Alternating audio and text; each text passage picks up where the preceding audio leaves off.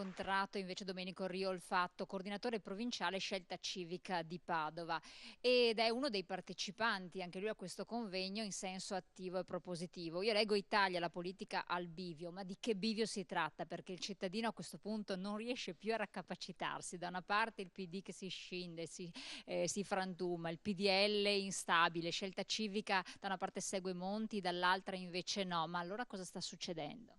Beh, credo che il bivio vero sia quello che è stato dettato con la nascita di Scelta Civica, che divide l'Italia fra chi vuole fare le riforme e quindi normalizzare, rendere questo paese moderno, competitivo, in grado di rilanciare l'economia, di sostenere il lavoro, di sostenere i cittadini con una macchina amministrativa e burocratica leggera, e quindi riforme che sono propedeutiche, fondamentali, necessarie per ridurre il costo della spesa pubblica e quindi finanziare lo sviluppo con i tagli sostanzialmente, non finanziare lo sviluppo o tentare, mascherare di finanziare lo sviluppo con nuove tasse, magari differite nel tempo, eccetera. Ecco, questo è il bivio vero tra chi ha questa visione come noi e chi invece continua magari a sbandierare di essere magari sentinelle contro le tasse o robe di questo genere e poi ci tengono bloccati per mesi su una discussione abbastanza sterile su un IMU che viene magari cancellato in parte ma viene rimesso a carico dei cittadini sotto un'altra forma per l'anno prossimo. Ecco,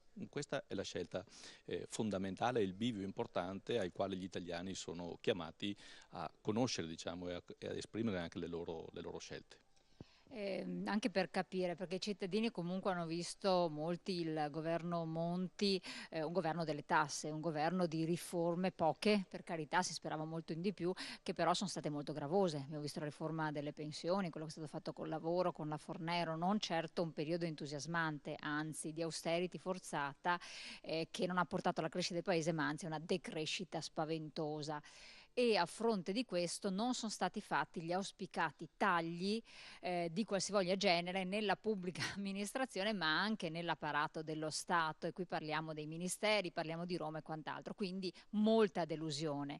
La partecipazione c'è stata, c'è stata una percentuale anche interessante di adesione a Scelta Civica, però molti dicono sì, chi ha votato erano i classici dipendenti pubblici con il lavoro assicurato e con un certo reddito, non certo chi poi adesso si trova senza lavoro e altri. Cosa può dire questo? Quindi cerchiamo di capire meglio la cosa. No, credo che non sia esattamente così, anzi il voto che è andato a Scelta Civica è andato da parte di tante persone che erano in stato veramente di sofferenza, perché hanno visto in Monti una scelta veramente coerente e coraggiosa di chi non si preoccupava del populismo e quindi di raccogliere voti, ma si preoccupava di risanare l'Italia.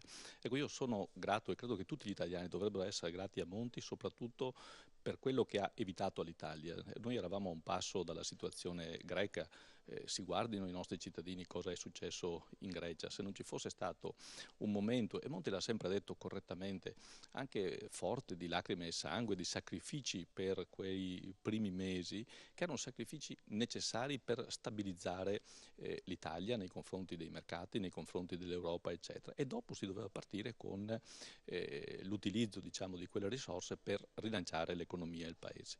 Le riforme che sono state riforme assolutamente coraggiose che ci erano richieste da tempo, che nessuno aveva mai avuto il coraggio di fare, ma non ha potuto Monti fare quelle riforme più incisive, soprattutto sulla pubblica amministrazione, perché i partiti che allora c'erano, che reggevano il governo, perché Monti non aveva nessun parlamentare, nessun gruppo suo, non gliel'hanno di fatto permesso. Vorrei ricordare l'ultima legge di stabilità, quando è stata approvata nel dicembre dell'anno scorso, dove a fronte dei tagli che Monti aveva previsto anche sugli enti, riorganizzazione delle province, eccetera, il Parlamento non solo ha bocciato questi tagli e queste riduzioni, ma si sono addirittura dati una regalia per il reinserimento, il disagio del reinserimento dei parlamentari di circa 150.000 euro a testa. Quindi queste sono cose che gridano vendetta. Quindi sono state attribuite, credo, al governo Monti un sacco di responsabilità sul piano delle tasse, senza però guardare quella che è stata la reale, la vera azione che è stata fatta. Il problema è che siamo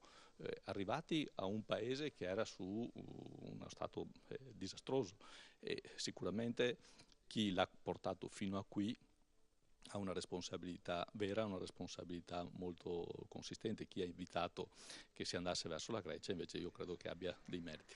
Grazie.